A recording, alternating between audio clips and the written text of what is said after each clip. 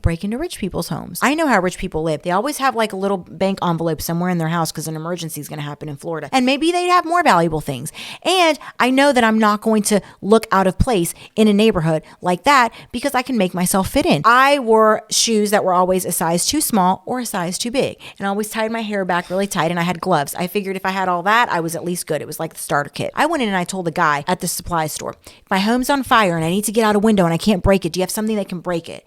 And he showed me this little like thing, and it had these 3 little tools. I just figured I'd use all of them whenever I could, however I could. My whole point was not to separate the magnets on the alarms. But now we have motion detectors. How do we make sure that the motion detectors aren't going to detect me?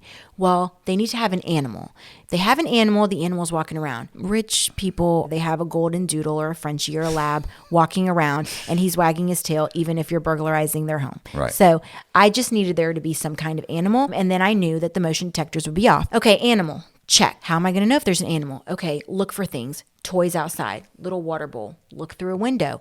Rich people, you will not believe how so many rich people have the little sign right on the front door, right by the doorbell, right by the freaking handle of the front door. It says, in case of an emergency or in case of fire, rescue my dog or cat. And now I don't even have to look because you just told me Willie's in your house walking around. Then I'm like, okay, I'm going to ring the doorbell and I'm going to, hopefully nobody answers. But if somebody answers, what am I going to say? I'm going to say that I'm there to pick up the dogs for the doggy day out. So they'd answer and I'd be like, hey, I'm here to pick up, Willie and Rufus for their doggy day out. I'm the transportation. And they'd be like, you have the wrong house. And I'd be like, oh my God, I'm so sorry. Let me go call my boss in the car and check. And then I'd wave. You doing something bad is the last thing on their mind. Right. Because everyone thinks a criminal is going to be hiding and sneaking and, doing all this creepy, shady shit. And so I tried to do the opposite. If they didn't answer the door, now what am I going to do? I need to find one of those windows. But I would try to find homes that had like privacy fences or a lot of shrubbery and things like that, something that could hide me.